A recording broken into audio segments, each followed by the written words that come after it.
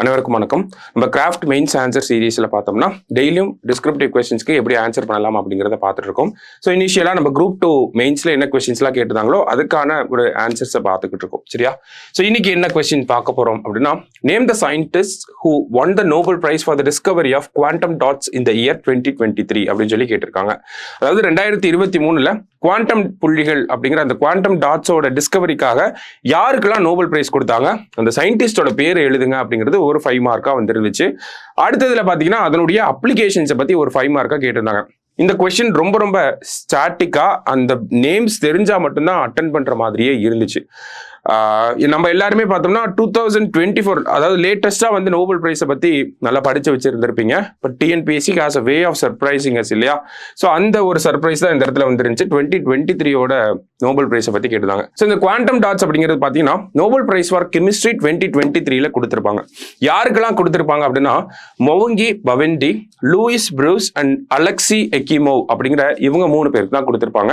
இவங்க தான் இந்த குவாண்டம் டாட்ஸோட ஃபவுண்டேஷனல் ரிசர்ச் அப்படிங்கிறத பண்ணியிருப்பாங்க. அந்த அடிப்படை ஆராய்ச்சி அப்படிங்கிறது இவங்க தான் பண்ணியிருப்பாங்க. இப்போ குவாண்டம் டாட்ஸ்னா என்ன அப்படின்னு பார்த்தோம்னா, நமக்கு செமிகண்டக்டிங் மெட்டீரியல்ஸ் அப்படிங்கிறது தெரியும் இல்லையா?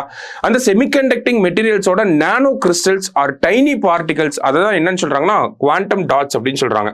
ஸோ இதோட சைஸ் பார்த்தோம்னா 2 to 10 நானோமீட்டர்ஸ் தான் இருக்கும். சரிங்களா?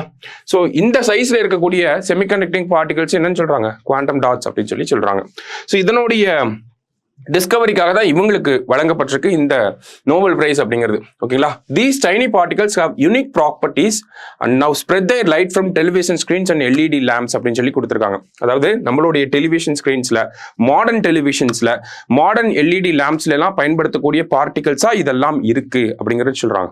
ஓகேவா? So mention any 5 applications of quantum dots அப்படின்னு சொல்லி அடுத்த கொஸ்டின் வந்து இருந்துச்சு. ஏதாவது ஒரு 5 அப்ளிகேஷனை பத்தி நம்ம படிச்சிருந்தா மட்டும்தான் இது எழுத முடியும். குவாண்டம் டாட்ஸை பத்தி தெரிஞ்சிருந்தா மட்டும்தான் இந்த கொஸ்டின் அட்டன் பண்ற மாதிரி இருந்துச்சு. சரியா? ஸோ ஃபர்ஸ்ட் பார்த்தோம்னா நம்ம பார்த்துருந்தோம் எல்இடிஸ்ல யூஸ் பண்றாங்க அப்படின்னு சொல்லி. ஸோ எல்இடிஸ்ல பார்த்தோம்னா இதனுடைய குவாண்டம் டாட்ஸ் யூஸ் பண்ணக்கூடிய எல்இடிஸ் அப்படிங்கிறது பிரைட்னஸ் அப்படிங்கிறது ஹையா இருக்கும். அதே மாதிரி எனர்ஜி எஃபிஷியன்ட்டா இருக்கும், நமக்கு ரொம்ப எலக்ட்ரிசிட்டி கன்சியூம் பண்ணாது. ஓகேங்களா? அதே மாதிரி கலர் அக்யூரசி அப்படிங்கிறது ரொம்பவே இம்ப்ரூவ் பண்ண முடியும். அதே மாதிரி ட்ரெடிஷ்னல் எல்இடிஸை விட கம்பேர் பண்றப்ப இதோட அந்த எஃபிஷியன்சி அதிகமா இருக்கு அப்படிங்கிறத பார்த்துட்டோம். அதனுடைய அந்த லைஃப் அப்படிங்கிறது ரொம்ப அதிகமா இருக்கும். ஓகேங்களா? இவ்வளவு நாளைக்கு உழைக்கும் அப்படிங்கிறத பார்த்தோம்னா குவாண்டம் டாட்ஸ்ல இருக்கக்கூடிய எல்இடிஸ் ரொம்ப அதிகமாகவே உழைக்குது அப்படிங்கிறது தான் சொல்றாங்க. ரைட். அடுத்ததா பாத்தீங்க அப்படின்னா போட்டோ டிடெக்டார்ஸ் அப்படின்னு சொல்லி கொடுத்துருக்காங்க. ஸோ இந்த போட்டோ டிடெக்டார்ஸ் அப்படிங்கிறது குவாண்டம் டாட்ஸை யூஸ் பண்ணி நம்ம பண்றப்ப சர்வைலன்ஸ்க்கு ரொம்ப ஹெல்ப்ஃபுல்லா இருக்கு. அதே மாதிரி இண்டஸ்ட்ரியல் இன்ஸ்பெக்ஷன் அப்படிங்கிறதுக்குமே ஹெல்ப்ஃபுல்லா இருக்கு. பிகாஸ் இது லோ லைட் கண்டிஷன்ஸ்ல கூட ஃபெயிண்டா இருக்கக்கூடிய லைட் சிக்னல்ஸை வந்து டிடெக்ட் பண்ணிடும் அப்படிங்கிறது தான் இதனுடைய முக்கியமான விஷயம். சரிங்களா? ஸோ இதோட சைஸை பேஸ் பண்ணி ரொம்ப டிம் கண்டிஷன்ஸ்ல கூட லைட்ஸை டிடெக்ட் பண்றதுக்காக ஹெல்ப்ஃபுல்லா இருக்கு அப்படிங்கிறத சொல்லியிருக்காங்க. நெக்ஸ்ட் பாத்தீங்க அப்படின்னா போட்டோ வோல்டாயிக்ஸ் அப்படின்னு சொல்லி கொடுத்துருக்காங்க. குவாண்டம் டாட்ஸோட one of the important application அப்படிங்கிறது பார்த்தோம்னா சோலார் செல்ஸ்ல இந்த குவாண்டம் டாட்ஸை நம்மளால பயன்படுத்த முடியும்.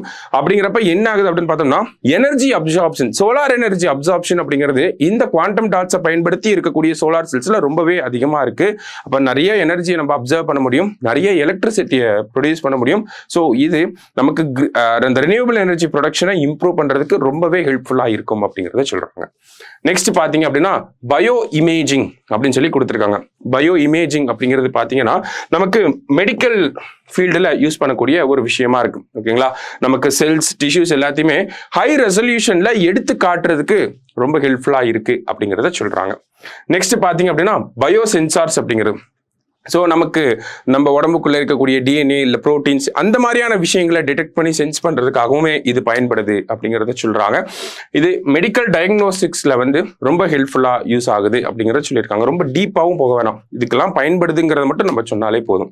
லாஸ்டா பாத்தீங்கன்னா quantum computing. So quantum computers நமக்கு தெரியும் கியூபிட்ஸ்ல தான் ஒர்க் ஆகும் அப்படிங்கிறது. ஸோ இந்த குவாண்டம் கம்ப்யூட்டிங்கோட ஸ்பீடை இன்க்ரீஸ் பண்றதுக்கு இந்த குவாண்டம் டாட்ஸ் அப்படிங்கிறது ரொம்ப ஹெல்ப்ஃபுல்லா இருக்கு அப்படிங்கிறது இதோட இன்னொரு இம்பார்ட்டன்ட் அப்ளிகேஷனா இருக்கு. சரிங்களா? ரொம்ப இம்பார்ட்டன்ட் அப்ளிகேஷன் அப்படின்னா அந்த போட்டோ வோல்டாயிக் செல்ஸ் அப்படிங்கிறது.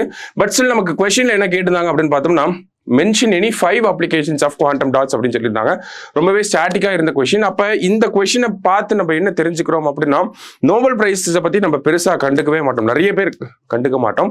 பட் ஸ்டில் நோபல் பிரைஸ்னா என்ன, யாருக்கு கொடுக்குறாங்க, என்ன டெக்னாலஜிக்காக அவங்களுக்கு கொடுத்துருக்காங்க, அந்த சயின்டிஸ்டோட கான்ட்ரிபியூஷன் என்ன, அதே மாதிரி அவங்க கண்டுபிடிச்ச அந்த விஷயத்துக்கு அந்த நோபல் பிரைஸ் வழங்கப்பட்ட அந்த ஒரு பர்டிகுலர் ரிசர்ச்சோட அப்ளிகேஷன்ஸ் என்னெல்லாம் இருக்கு, அட்லீஸ்ட் ஒரு 5 அப்ளிகேஷனாவது படிச்சு வைக்கணும் அப்படிங்கிறதா ஃபியூச்சர்ல நம்மளோட வேலையா இருக்கணும். சரிங்களா? ஸோ இது ஒரு பெரிய ஸ்டாட்டிக்கான கொஸ்டின் தான். ஸோ நல்லா தெரிஞ்சிருந்தா மட்டும்தான் இதை அட்டன் பண்ணியிருக்க முடியும். பட் ஸ்டில் இனிமேல் லேர்ன் பண்ணிக்கலாம். சரியா? ஸோ இதே மாதிரி இன்னொரு கொஸ்டின்ல வெயிட் பண்ணலாம். தேங்க்யூ.